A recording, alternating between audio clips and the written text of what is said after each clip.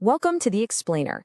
If you're an enterprise decision maker, a data analyst, or working in finance, you've probably hit this exact crossroads. Which business intelligence platform is actually going to future-proof your organization? Today, we're cutting through all that marketing noise to give you a clear, structured look at the two absolute titans of the industry. Let's dive right into this head-to-head matchup. What happens when we put these two massive data powerhouses right next to each other? On one side, we've got Microsoft's Power BI. It's just aggressively taken the market by storm. And on the other, Salesforce's Tableau, the long-standing gold standard for visual data exploration. They're both absolutely incredible, but they serve very, very different strategic needs.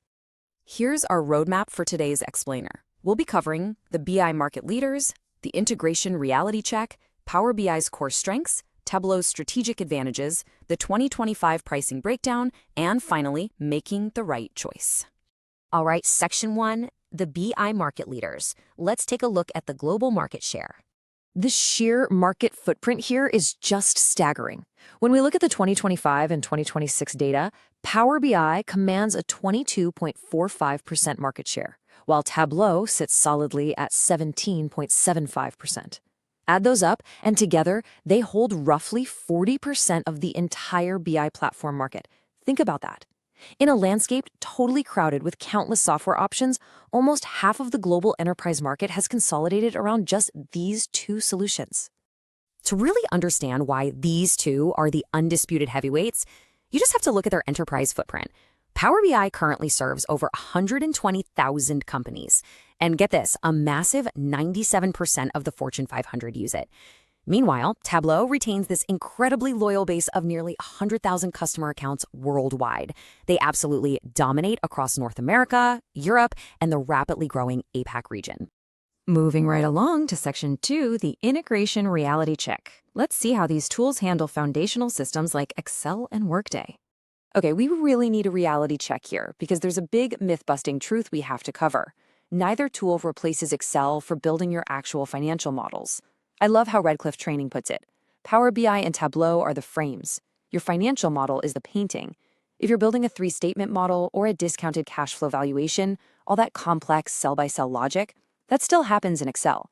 What Power BI and Tableau do is take all your hard work and present it dynamically to your stakeholders. Beyond just Excel, these tools act as the ultimate presentation layer for massive human capital management systems like Workday. Whether you're extracting native Workday data to monitor pay equity across different demographics, or maybe you're building total rewards dashboards so employees can see the real value of their compensation. Linking DAX formulas for scenario modeling is where your BI tool truly takes that raw data and makes it comprehensible and, more importantly, actionable. All right, Section 3, Power BI's core strengths. Let's see exactly where Microsoft's champion shines brightest. Right out of the box, Power BI brings absolutely incredible governance and security. Because it integrates natively with Microsoft Entra ID and Azure, your IT team can enforce role-based access controls seamlessly. Plus, it just feels super familiar to Excel users. But, of course, there's a trade-off. It can occasionally feel a bit structurally rigid compared to its competitors, and mastering its formula language, DAX, well, that can be a pretty steep climb if you're doing advanced predictive modeling. But man, when you get it right, the scale is unbelievable. Take Walmart, for instance. They standardize their finance across 10,500 stores using Power BI's semantic models. This allows their executives to drill down into literally billions of records, all from a single source of truth. Or look at Metro Bank in the UK. Their CEO described having Power BI as having a bank in a pocket, giving leadership the power to visualize the health of the entire business in real time. Let's pivot over to Section 4, Tableau's strategic advantages. Let's explore Salesforce's Titan.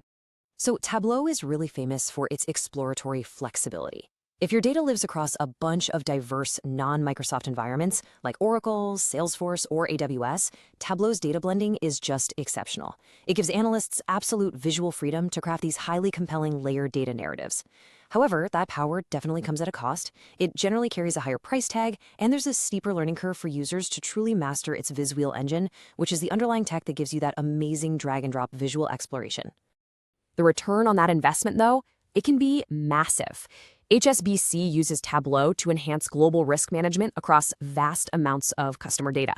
And Providence Health is a totally stunning example of Tableau's power in the healthcare space. By building interactive dashboards to unify data across 51 hospitals, they found $20 million in cost of care reductions. Get this, they saved $3 million annually just by spotting variations in knee replacement procedures alone. That is the true power of visual transparency. Moving on to Section 5, the 2025 Pricing Breakdown. Time to crunch some real numbers for a 2025 cost analysis. Okay, let's look at the financial reality for a mid-sized team of 115 users. Let's say that's 5 creators, 10 explorers, and 100 read-only viewers. On Power BI Pro, you're looking at about $1,610 a month. Tableau Standard comes in a bit higher at $2,295 a month. But here's the catch. If you need true data governance, cataloging, and automation in Tableau, you have to upgrade to Tableau Enterprise, and that jumps the price all the way up to $4,775 a month. But here's a little secret that changes the financial math entirely. If your organization already runs on the Microsoft 365 E5 Enterprise license, your Power BI Pro licenses, they're already included.